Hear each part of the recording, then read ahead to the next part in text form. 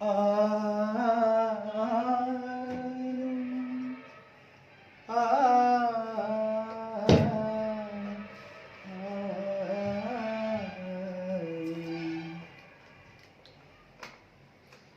मोहना तू जाग जाग जाग, रे मोहना तू जाग जाग तू जाग, ओ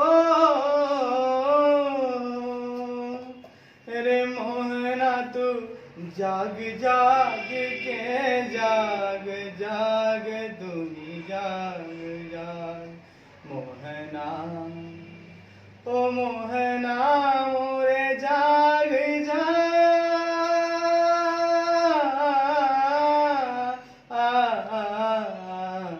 तू जाग जाग मेरे मोहन जाग, जाग जाग मोरे मोहन जाग।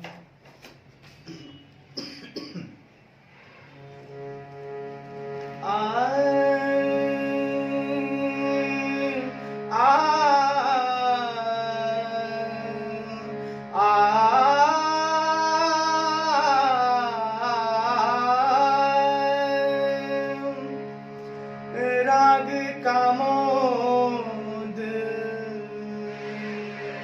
की उत्पत्ति कल्याण थाट से मानी गई है। इस राग में दोनों माध्यम बाकी सभी स्वर शुद्ध प्रयोग किए जाते हैं। इस राग के आरोह में गांधार अर्थात गा स्वर का प्रयोग नहीं किया जाता है। अवरोह में सभी स्वर प्रयोग किए जाते हैं। अतः इस राग की जाति साड़व प्लस संपूर्ण मानी गई है। इस राग का वादी स्वर पंचम अर्थात प तथा संवादी स्वर ऋषभ अर्थात रे को माना गया है। गायन समय रात्रि का प्रथम प्रहर निर्धारित है। गाते समय इस राग को हमीर एवं केदार से बचाए रखने की आवश्यकता है। इसमें दोनों माध्यम बाकी सभी स्वर शुद्ध प्रयोग किए जाते हैं। आरोह में गांधार का प्रयोग नहीं किया जाता है। इनके वादी है प संवादी है रे, इनके वादी है प संवादी है रे। ये है राग कामोद, ये है राग कामोद, ये है राग कामोद, ये है राग कामोद। सा रे सा रे प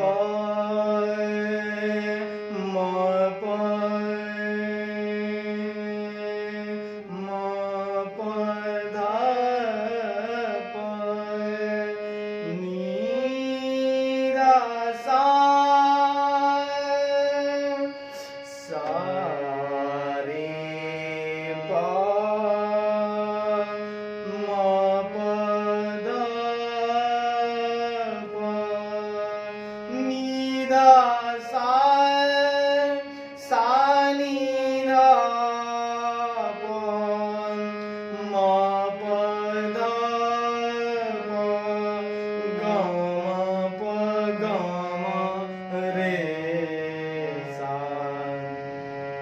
सा रे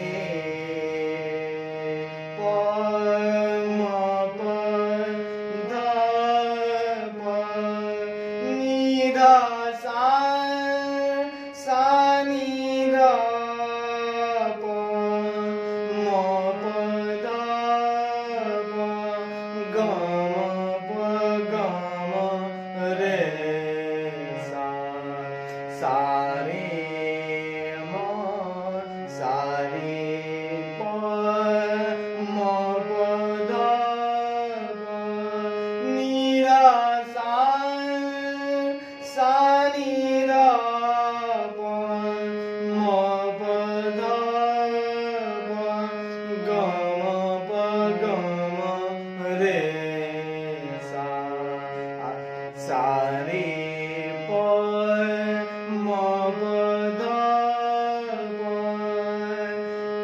म प ध प नी धा सा सा नी धा प म प ध प ग म प ग म रे सा सा रे प म प ध प ध नी धा सा सा नी धा प म प ध प ग म प ग म रे सा आ आ आ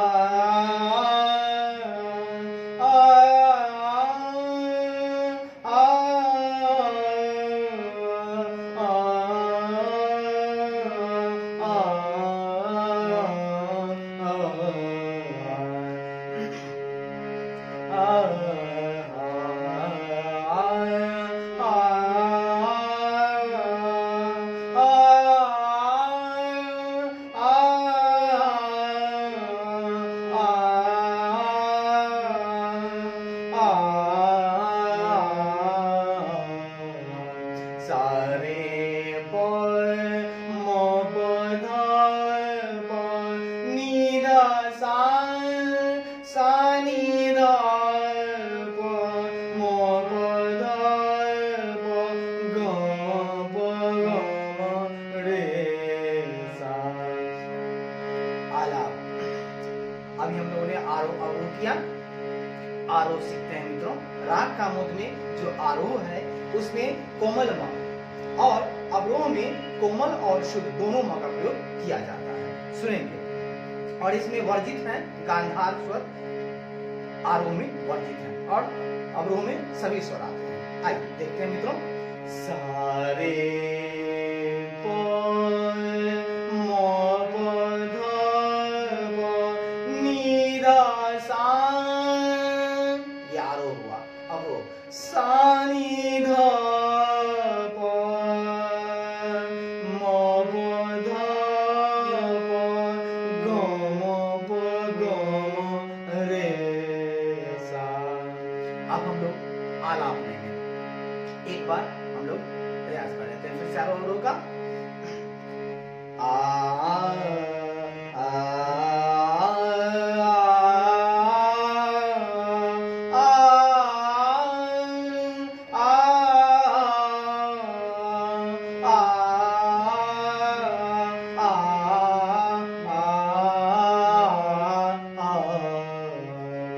सा आलाप सा सा रे सा सा रे रे प म रे प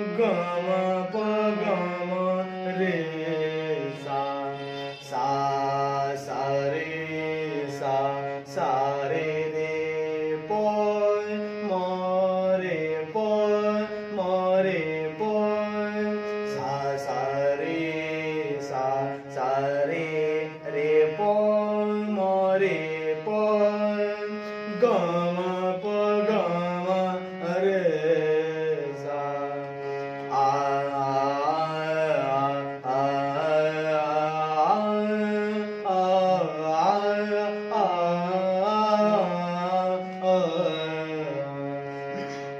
मरे पय मबदब नीदा सा सारे सा गम रे सा दा प मबदब गम प गम रे सा मरे पय मबदब नीदा सा सारे सा गम रे सा दा प मबदब गम प गम रे सा मरे पय मबदब नीदा सा सारे सा गम रे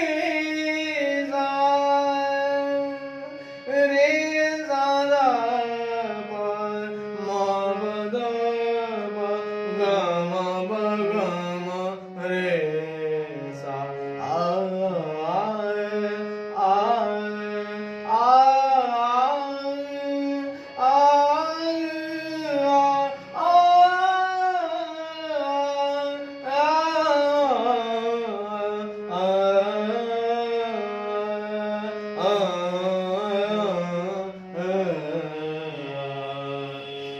ये आलाप हुआ मित्रों।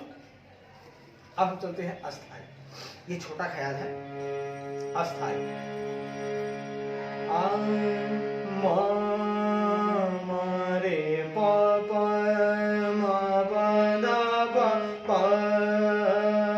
गम रे सा मरे प सा दा प गम प गम रे सा मरे प मबदब मरे प मबदब प गम रे सा मरे प सा दा प गम प गम रे सा आइए। हरि हरि हरि हरि हरि हरि सुमिरन हरि हरि सुमिरन हरि हरि सुमिरन हरि हरि सुमिरन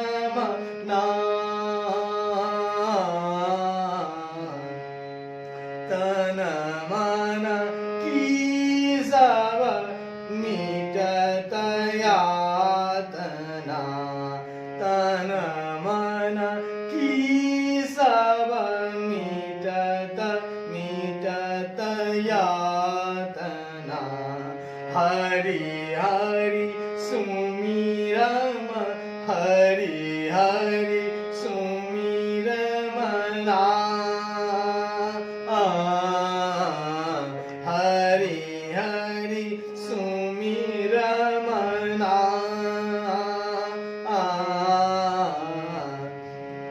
तन मन की सब मिटत यातना हरि हरि सुमिरन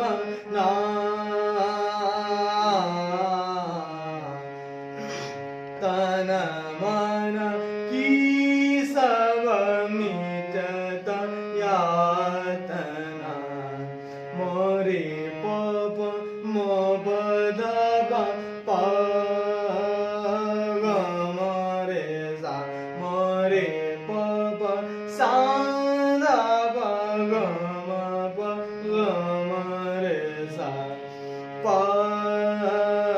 सा नि सा रे सा नि सा रे सा ग म रे सा रे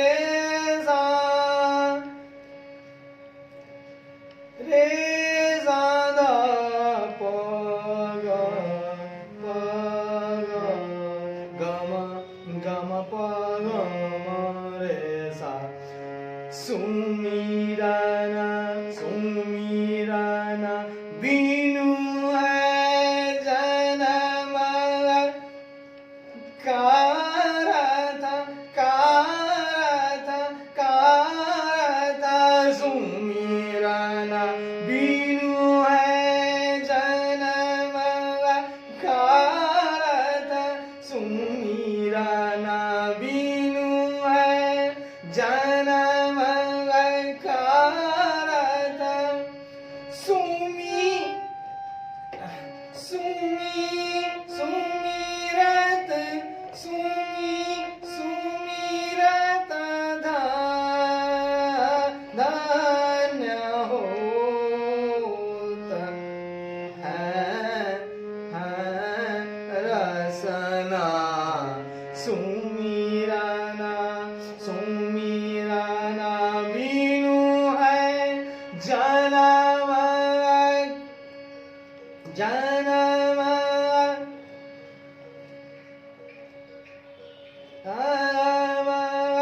कारथा सुमिरना बिनु है जन्म कारथा सुमिरत सुमिरत धन्य हो सुमिरत सुमिरत सुमिरत धन्य धन्य होता है रसना रसना रसना हरि हरि सुमि हरि हरि हरि सुमिरमना तन मन की सब मिटत यातना हरि हरि सुमिरमना तन मन की सब मिटत यातना नारायण।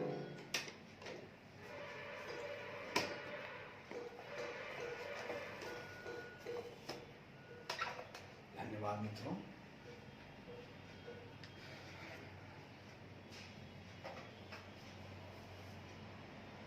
आइए मेरे अजीज मित्र, आइए आइए मेरे अजीज मित्र, आइए।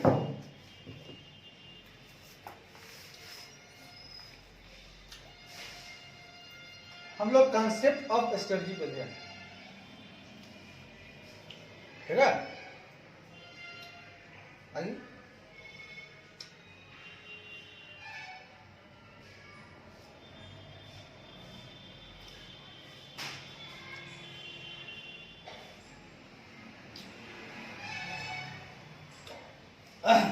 अब मेरे मित्र थोड़ा सा गाड़ी को आगे बढ़ाते हैं।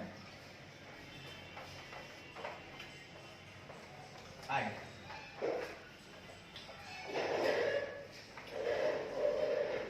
कल क्लास नहीं आ पाई, थोड़ा बिजी रहता हूं दोस्तों, क्या करूं। जिंदगी में दिए हैं ऐसे जख्म, दिखा नहीं पा रहा पर आइए उत्साह और को और बरकरार रखते हुए आगे बढ़ते हैं। मित्रों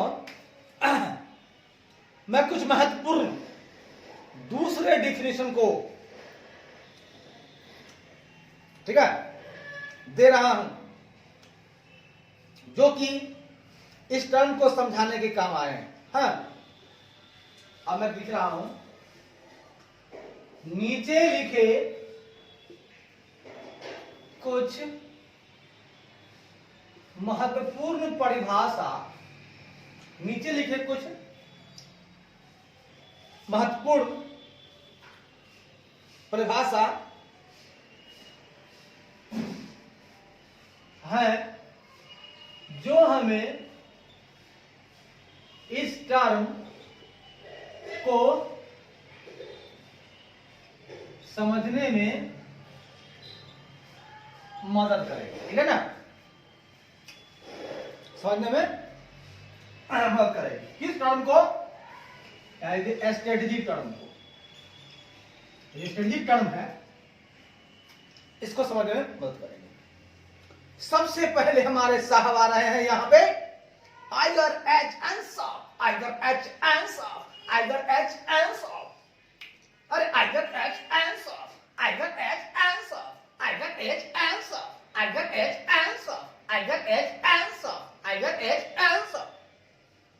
और दूसरे साहब मेरे William F Glueck, William F Glueck, William F Glueck, William F Glueck, William F Glueck, Igor H Ansoff, Igor H Ansoff, William F Glueck, Igor H Ansoff, William F Glueck, Igor H Ansoff, William F Glueck, William F Glueck, Igor H Ansoff, William F Glueck, Igor H Ansoff, William F Glueck, ठीक है। Igor H Ansoff, William F Glueck, Igor H Ansoff, William F Glueck, Igor H Ansoff, William F Glueck. आइए बात करते हैं Igor H Ansoff, Igor H Ansoff. ये हमारे रणनीतिक शास्त्री हैं आइगर एच आंसर। इन्होंने क्या कहा सुनिएगा। कॉमन थ्रेट, थ्रेट का मतलब होता है परेशानी। जो सामान्य थ्रेट्स हैं, परेशानी है, ठीक है।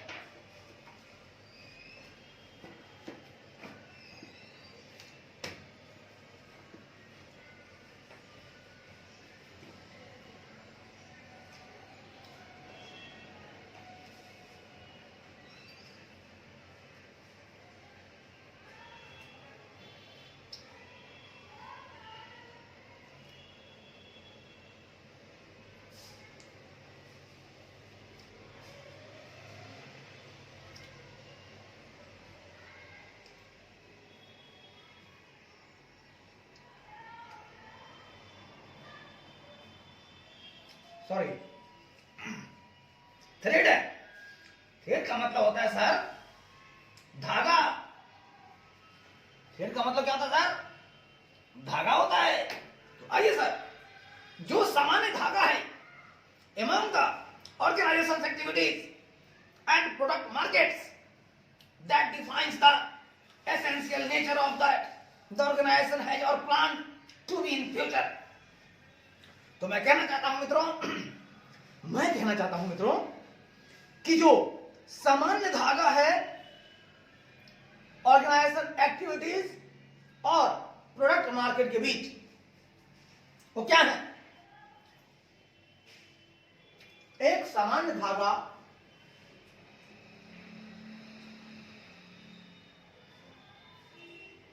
धागा या आप बोल सकते हैं कॉमन थ्रेड। एक सामान्य धागा है ऑर्गेनाइजेशंस की एक्टिविटीज, एक सामान्य धागा है ऑर्गेनाइजेशन की क्रियाकलाप, एक्टिविटीज मतलब क्रियाकलाप, ऑर्गेनाइजेशंस की एक्टिविटीज तथा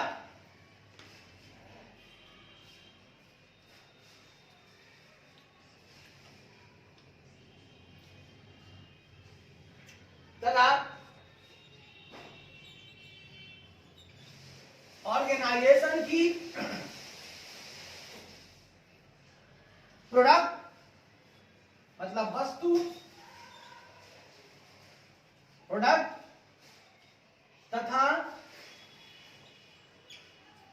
प्रोडक्ट तथा मार्केट मतलब बाजार, मतलब ऑर्गेनाइजेशन की जो क्रियाकलाप है, ऑर्गेनाइजेशन की जो प्रोडक्ट है तथा उसका जो मार्केट है यानी उसका जो बाजार है, इनके बीच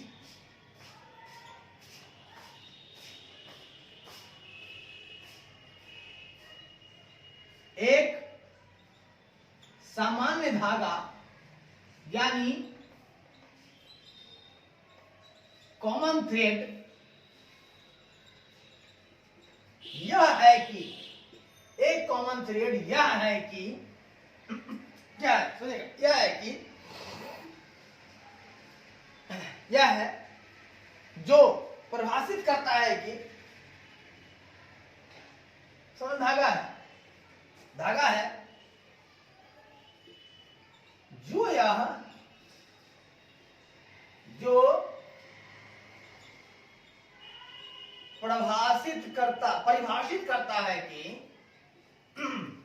जो परिभाषित करता है कि ऑर्गेनाइजेशन हैज और plan to be in future, मतलब जो हमारी संस्था है उसने क्या किया है, उसे फ्यूचर में क्या होना है, to be in future, organization ने भविष्य में क्या करना है,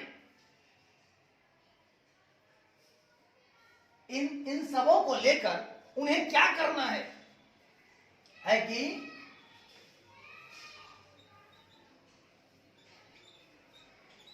ऑर्गेनाइजेशन ने भविष्य में क्या होना है, क्या बनना है, या क्या प्लान करना होगा, मतलब ऑर्गेनाइजेशन ने भविष्य में क्या होना है, उसे क्या बनना है, या उसे भविष्य में क्या प्लान करना है, ठीक है ना, प्लान इन द फ्यूचर, भविष्य में क्या प्लानिंग बनानी है उसे। आज अगर आप कल के बारे में नहीं सोचेंगे आपकी स्थिति खराब हो जाएगी। अगर आज मौज करेंगे तो कल आपको क्या करना होगा, कल आपको सजा मिलेगी। तो सवाल ये उठता है कि हमारे जो बड़े बड़े ज्ञानी महापुरुष हैं वो क्या करते हैं कि आने वाली समस्याओं को पहले ही समझते हैं, उनके लिए पहले ही प्लान बनाते हैं, भविष्य में अगर ऐसा होगा तो मुझे क्या स्टेप लेना होगा। आखिर हम लोग पढ़ते क्यों हैं, ताकि भविष्य में आने वाली समस्याओं को समझकर हम आज ही कुछ ऐसा करें ताकि कल को किसी तरह की समस्याएं ना आ पाए, हमें समस्याओं से दो चार होना नहीं पड़े, इसलिए हम कल के बारे में सोचते हैं। तो ये हमारे जो अर्थशास्त्री आइगर एजेंसॉफ है वो कहते हैं कि ऑर्गेनाइजेशन की जो एक्टिविटीज है, उनका जो प्रोडक्ट है, उनका जो मार्केट है, उनके बीच एक संबंध है। क्योंकि आप जो प्रोडक्ट बनाते हैं क्या वो मार्केट के लायक है, आपने जो एक्टिविटी की है क्या उस एक्टिविटी से वही प्रोडक्ट तैयार हुआ है जो मार्केट में जरूरी है। अगर मार्केट के लोगों को पसंद नहीं होगा वो प्रोडक्ट आप अगर बनाते हो तो क्या आप भविष्य में टिक पाओगे। तो ये कहते हैं कि भाई इन दोनों के बीच एक सामान्य संबंध है, एक धागा है जो जोड़े रखा है उसकी प्रोडक्ट की, उसकी एक्टिविटीज की और उसकी जो मार्केट है, उन तीनों के बीच एक सामान्य धागा है, जुड़ा हुआ है। जैसा कर्म करेंगे वैसा प्रोडक्ट मिलेगा और उस प्रोडक्ट को मार्केट में बेचेंगे। अगर आपने नकली सामान बनाया, नकली एक्टिविटीज की, नकली सामान बना, मार्केट में गया, आपको फेलियर मिलेगी। गलत करेंगे तो गलत मिलेगा, अच्छा करेंगे अच्छा मिलेगा। तो इनके बीच एक सामान्य संबंध है जो परिभाषित यह करता है ना, इससे हमको एक डिफिनेशन मिलती है, ठीक है, जो परिभाषित करता है आवश्यक नेचर, ठीक है। इससे क्या होता है, जो परिभाषित करता है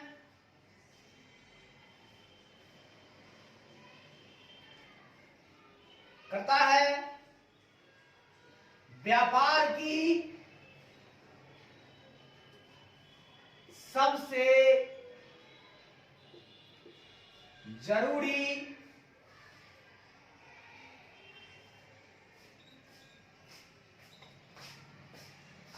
या कह सकते हैं व्यापार की एसेंशियल नेचर के बारे में। समझ गए? ये जो है नेचर है इसका, ये जो संबंध है मित्रों, ये उसका नेचर है। क्या है उसका? प्रकृति है एक व्यापार का कि आप जैसा एक्टिविटी करोगे आपका वैसा प्रोडक्ट तैयार होगा, वैसा आपको मार्केट में लेकर जाओगे। तो मार्केट में वैसा ही सामान लेकर जाओ ना जो मार्केट में जरूरी है, जो लोगों की पसंद है। ठीक है? ये आपके लिए एसेंशियल नेचर बताता है कि आपका जो एक्टिविटी होना चाहिए, उससे जो प्रोडक्ट तैयार होना चाहिए वो मार्केट के अनुसार होना चाहिए। इन सबों के बीच एक सामान्य धागा है, सबके बीच एक संबंध है। हाँ,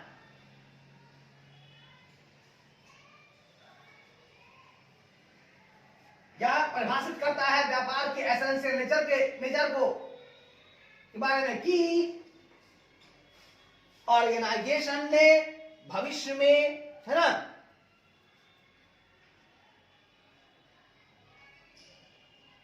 क्या कर रहा होगा उसे? हैज प्लान्ड,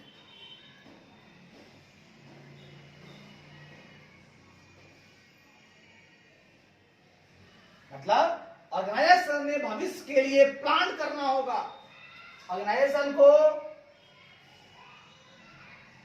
भविष्य में क्या बनना है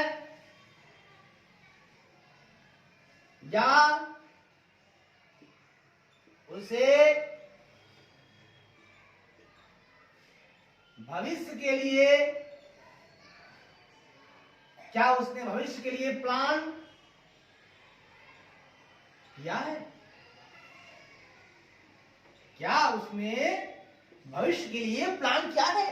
मतलब ये आपको बताता है कि आपको प्लान करना होगा। ऑर्गेनाइजेशन को भविष्य में क्या होना है? ग्रोथ चाहिए या नहीं चाहिए? उसके लिए आज ही आपको कदम बढ़ाना होगा। आपको एक जुड़ाव रखना होगा अपनी एक्टिविटी, अपनी प्रोडक्ट और अपनी मार्केट के बीच। Activity product market, activity product market, activity product market, activity product market, activity product market, activity product market, activity product market, activity product market. यानी एक्टिविटी, प्रोडक्ट और मार्केट के बीच आपको एक कॉमन थ्रेड है जो व्यापार के एसेंशियल नेचर के बारे में, जो व्यापार की जो परिभाषित करता है व्यापार की एसेंशियल नेचर। व्यापार का यही नेचर होना चाहिए, होना चाहिए, ताकि ताकि है ना, होना चाहिए ताकि ऑर्गेनाइजेशन भविष्य के लिए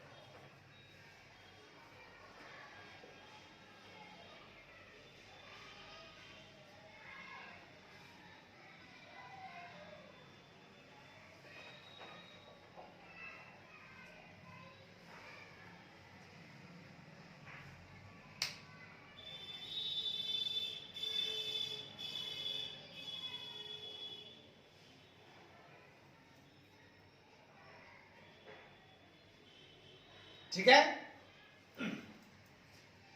मतलब साफ जाहिर है कि एक व्यापार का जो भविष्य होता है यह उसके हाथ में होता है, व्यापार का भविष्य उसके हाथ में होता है। और भविष्य की प्लानिंग अगर वो अच्छे से करता है, अगर वो प्लानिंग अच्छे से करता है फ्यूचर की, तो आज सही काम करेगा और परिणाम अच्छा मिलेगा। ऐसा अब हमारे विलियम एफ बुलेट, हमारे एक साहब हैं विलियम एफ बुलेट, विलियम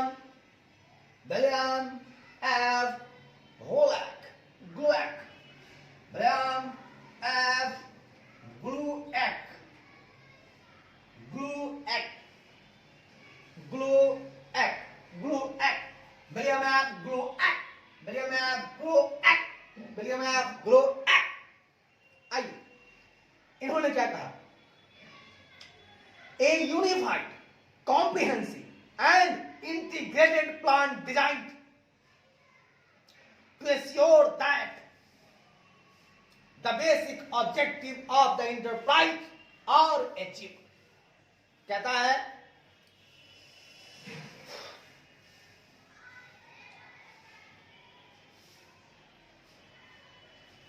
एक एकीकृत, एकीकृत बोले तो यूनिफाइड, यूनिफाइड, विस्तृत,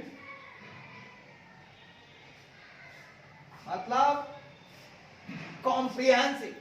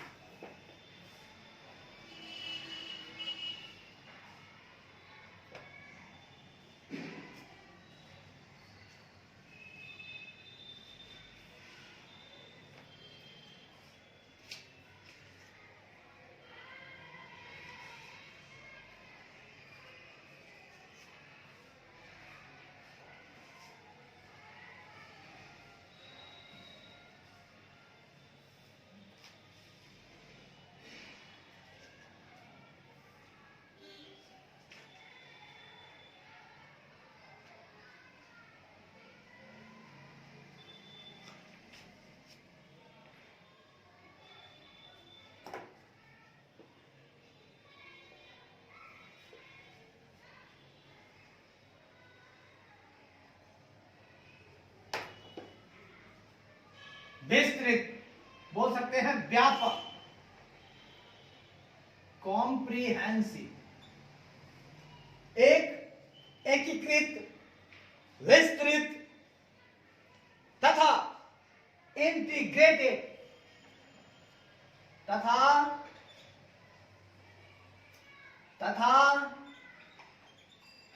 इंटीग्रेटेड प्लान को डिजाइन किया जाए। साहब, ऑर्डर ऑर्डर ऑर्डर। हमारे विलियम एफ बुलेट साहब कहते हैं एक यूनिफाइड, कॉम्प्रिहेंसिव तथा इंटीग्रेटेड प्लान को डिजाइन किया जाए,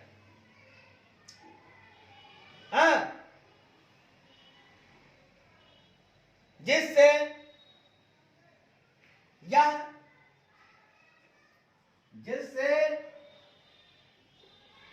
यह आश्वासन,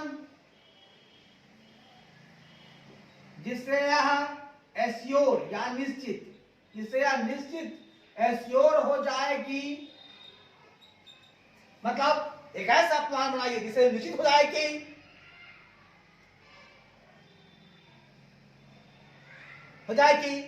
basic objective of the enterprise are achieved, कि एंटरप्राइज का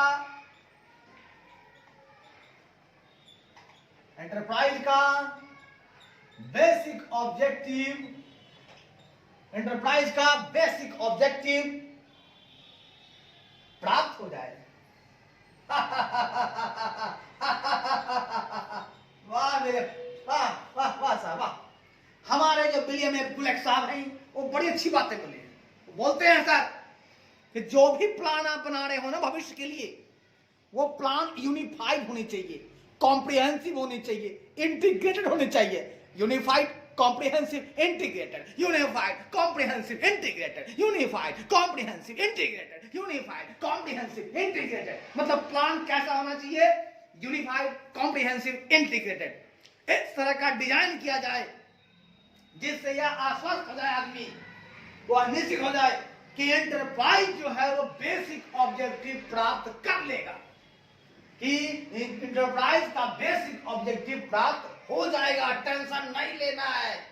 हमने जो प्लानिंग की है वो प्लानिंग मजाक मजाक में नहीं किया गया है, बिल्कुल यूनिफाइड है, एकदम सबका मिलाकर, बिल्कुल कॉम्प्रिहेंसिव है, सबको जानते हुए, प्रोडक्ट को, मार्केट को, एक्टिविटीज को, सबको लेते हुए हर एक को इंटीग्रेट किया गया है, एक ही जगह इकट्ठा किया गया है, हाँ, ताकि कोई दिक्कत ना आवे। प्लान बिल्कुल इंटीग्रेटेड है, जो भी देखेगा समझ जाएगा और उसके अकॉर्डिंग काम कर लेगा। बिल्कुल, अगर ऐसा प्लान, प्यारा प्लान होगा, अगर प्लान अच्छा होगा ना, तो आपकी ऑब्जेक्टिव जरूर पूरी होगी। अगर प्लानिंग घटिया करेंगे, आपकी प्लानिंग होगी ऊपर ऊपर की, और आपके पास उतनी रिसोर्सेज नहीं होंगी, वैसे इंप्लॉइज नहीं होंगे, स्किल लेबर नहीं होंगे, मैनेजर नहीं होंगे, कैसे आप पहुंचेंगे अपने ऑब्जेक्टिव को, कैसे प्राप्त करेंगे? एक संस्था आप खोलने चले हैं तो संस्था का कुछ ऑब्जेक्टिव है, उसको पूरा करना होगा। ऐसे ही नहीं आज खोल दिए कल बंद कर दिए, वाह साहब वाह, क्या किया आपने, कैसी प्लानिंग थी आपकी, जो आज आप बंद करने की बात करते हो। तो सोच समझकर प्लानिंग करो, रुकने का नहीं बाबा, चलने का। तो हमारे विलियम एफ ब्लेक साहब कहते हैं कि हम जो प्लानिंग करते हैं साहब, वो यूनिफाइड होता है, वो कॉम्प्रिहेंसिव होता है, वो इंटीग्रेटेड होता है। और इस तरह का प्लान करेंगे तो इससे हम आश्चर्य हो जाएंगे, इससे हम एकदम मस्त हो जाएंगे कि भैया अब मेरा एंटरप्राइज जो है कम से कम जो बेसिक ऑब्जेक्टिव है उसको वो प्राप्त कर पाएगा। आइए सर आगे बढ़ते हैं।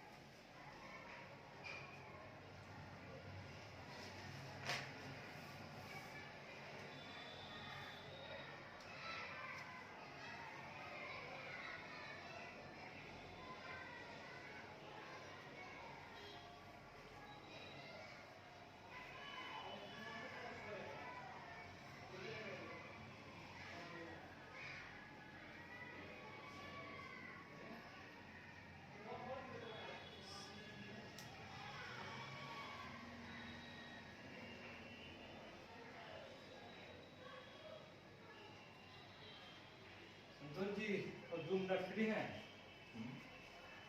वो हमको कोरियर जो है करना है तो आइए मेरे प्यारे मित्रों, दिखाई जलवा आइए जलमों के साथ आइए ना, ठीक है दोस्तों।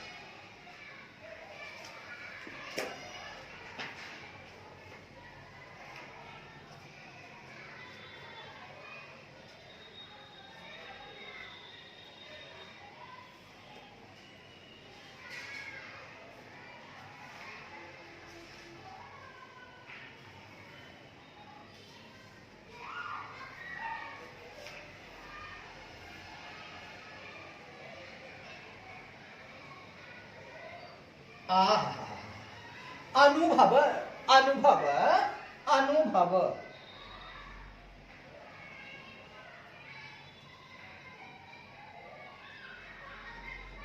अनुभव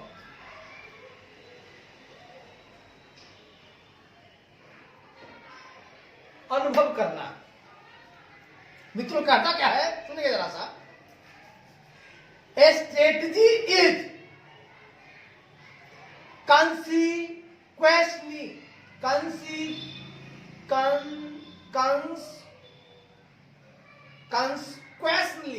consequently,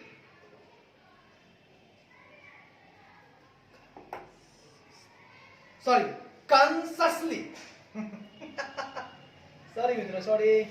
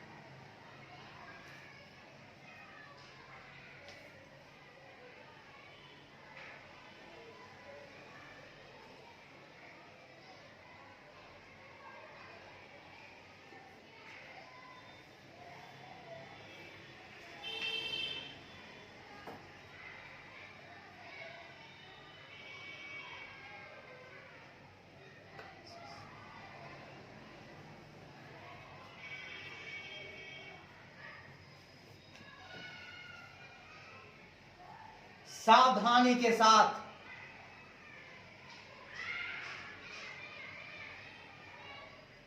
कहता है a strategy is consciously considered and flexibly designed as scheme of corporate intent and action.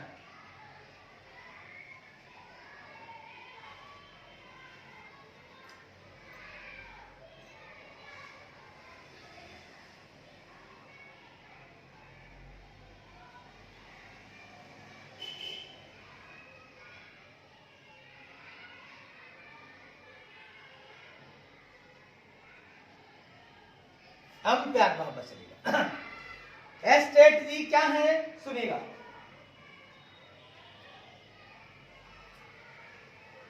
Strategy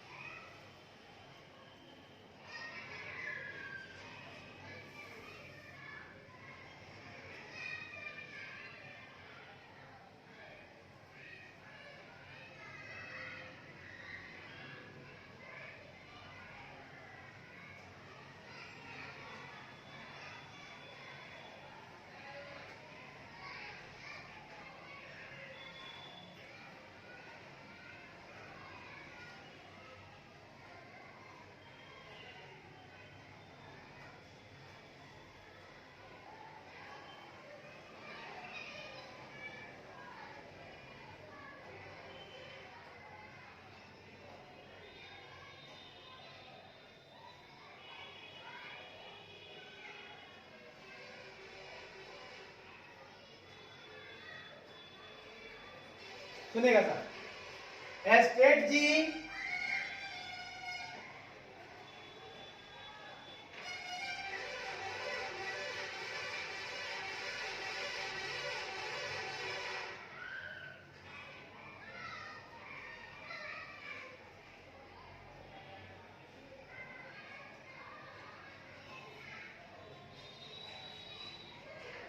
strategy एक सावधानी पूर्वक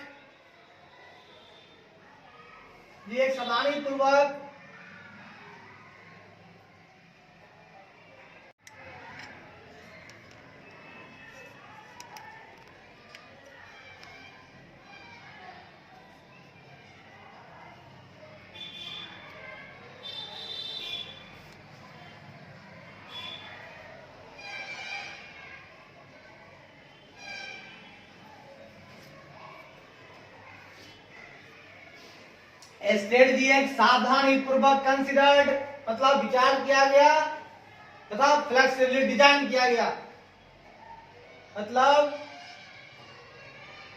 विचार किया गया तथा फ्लेक्सिबल डिजाइन किया गया स्कीम है, किया गया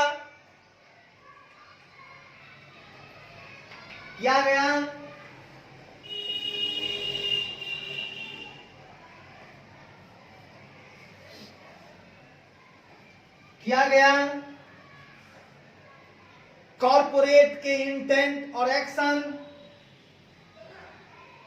किया गया कॉर्पोरेट के इंटेंट तथा एक्शन, एक्शन मतलब क्रिया, इंटेंट मतलब इरादा, मतलब स्ट्रेटजी एक सावधानी पूर्वक विचार किया गया तथा फ्लेक्सिबली डिजाइन किया गया, मतलब उसको टाइम टू टाइम चेंज कर सकते हैं, किया गया कॉर्पोरेट के इरादा तथा उसकी क्रिया का स्कीम है।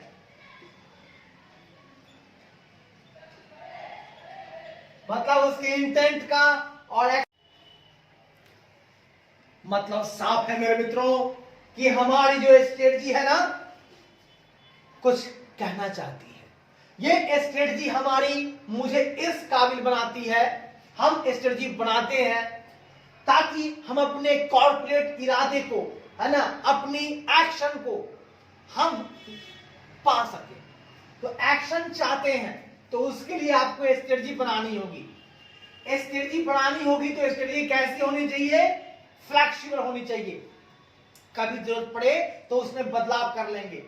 तो होता क्या है कि जब आपको इरादा कुछ है, आपका इरादे के बीच में बहुत बातें आएंगी। अगर इरादा मिला तो आपका कॉर्पोरेट सरवाइव कर रहा है, सक्सेस कर रहा है। अगर आपके इरादे और एक्शन चल रहे हैं, बिल्कुल सही काम हो रहा है, तो आपका कॉर्पोरेट सरवाइव हो रहा है और आपको सक्सेस मिल रहा है। लेकिन इसके लिए आपको करना क्या होगा? इसके लिए आपको रिसोर्स को मोबिलाइज करना होगा। बना लो स्ट्रेटजी, ये स्ट्रेटजी काम करेगा।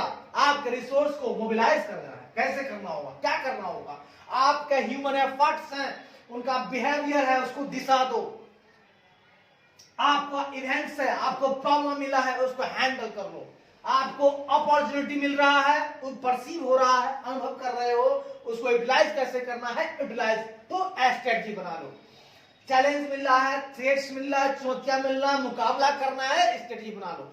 यानी ये स्ट्रेटजी हमें कहता है कि तुम्हें इन सब चीजों को ढंग से अगर करते हो तो तुम अपने इरादे को पाते हो, और अगर इरादे को पाते हो तो तुम्हारा कॉर्पोरेट सरवाइव होता है, तुम्हारा कॉर्पोरेट सक्सेस हो पाता है। यानी स्ट्रेटजी हमें कहता है कि साहब, यदि तुम अपने रिसोर्स को अच्छे से मोबिलाइज करते हो, ह्यूमन एफर्ट्स को दिशा देती हो, उसके बिहेवियर पर ध्यान रखते हो, इवेंट्स प्रॉब्लम को हैंडल करते हो, अगर अपॉर्चुनिटी का कोई परसीव पता चलता है तो और उसको यूटिलाइज करने की कला तुम जानते हो, थ्रेट से मुकाबला करने की शक्ति होती है, अगर ये सब तुम्हारे पास होता है तो तुम्हारा जो है कॉर्पोरेट इंटेंट और एक्शन बढ़िया है। तुम्हारा मतलब स्ट्रेटजी इसके लिए हमें बनाना होगा, उससे हमारा इरादा पूरा होगा।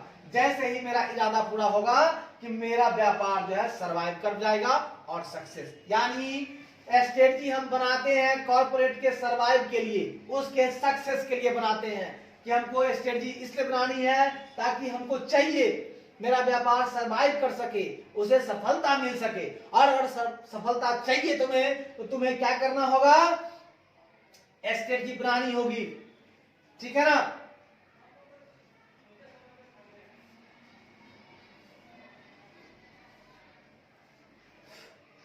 यानी स्ट्रेटजी एक corporate intent and action scheme है जो कि जिस पर सावधानी पूर्वक विचार किया गया है और फ्लेक्सिबल डिजाइन किया गया है। उसको स्ट्रेटजी को क्या गया है, जो कि हमें क्या करना सिखाता है? रिसोर्स को मोबिलाइज करना, ह्यूमन एफर्ट्स को डायरेक्ट करना, उसके बिहेवियर को डायरेक्ट करना, इवेंट्स प्रॉब्लम को हैंडल करना सिखाता है, अपॉर्चुनिटी का अनुभव होने पर उसका यूटिलाइज करना सिखाता है, चैलेंज का थ्रेट्स का मुकाबला करना सिखाता है। और ये सब जब सिखा देता है, हमको दिशा दे देता है, तो हमारा कॉर्पोरेट सर्वाइव कर जाता है और सक्सेस हो पाता है। धन्यवाद।